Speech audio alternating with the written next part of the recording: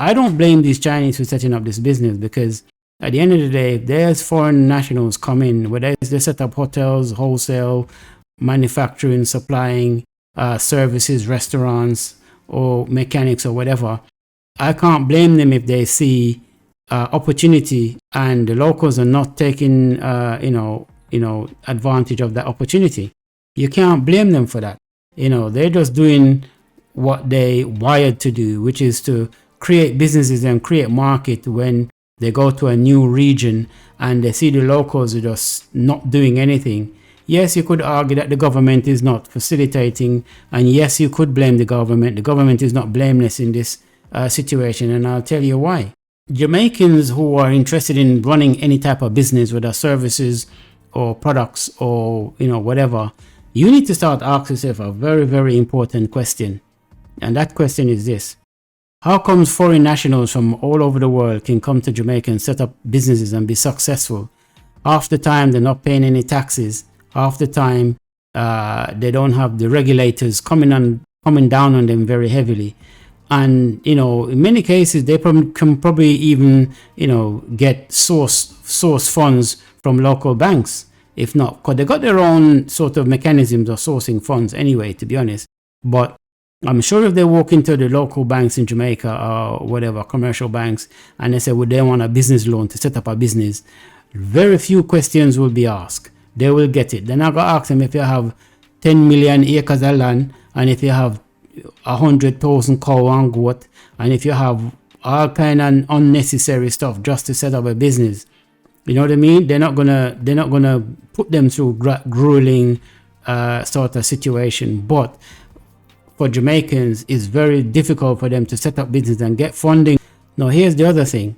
I think they need to set up something where they can make businesses easier and more accessible to local Jamaicans who are ambitious in that way and want to set up business. Two, if these Chinese are coming, I'm hoping that one, them pay tax, but I understand the government is probably going to give them a lower tax break, and the regulations are going to kind of relax to get them to come in and attract businesses. But here's the thing: in most of these cases, these Chinese people don't hire locals in their businesses. Like the man said, be your Chinese, as if that's a good thing. That's a bad thing, because I can tell you this as a fact. If the best sort of mechanics in Jamaica, honest, hardworking, highly skilled mechanics, go to China, their business wouldn't do well. And it's not because they're not good to compete. Their business won't be supported. They won't be supported. The Chinese people are very polite, they're very courteous. They'll come and talk to you. Hi, hello, how's the family, how's the young ones and whatever. But they're not going to dip in their pockets and pull out their wallets and spend any money with you. They're just not doing it. I know what I'm talking about. They're not doing it. They're just not going to do it.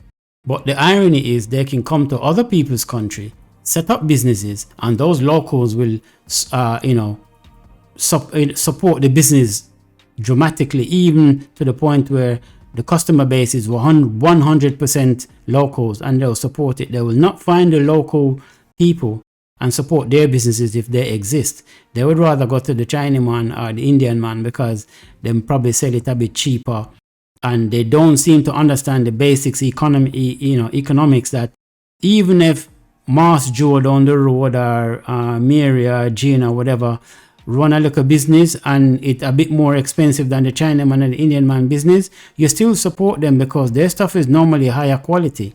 You're talking about industry, building generational wealth. That person, that local person that you support, even though them goods might be more expensive and them can't compete because the banks is not favorable to them, those people, products tend to be at a higher quality. Those people, you're helping them, sending their children to school and feeding their family. That in return, those children growing up seeing the good examples of their parents running business and how successful their business were, what do you think those children are going to do? They're going to want to set up businesses, bigger businesses, more sophisticated businesses. And therefore, what you're having is you're creating more generational wealth that keeps the money in Jamaica. And when we do export something, we export something which is premium quality of Jamaica, born and grown, homegrown, in that respect.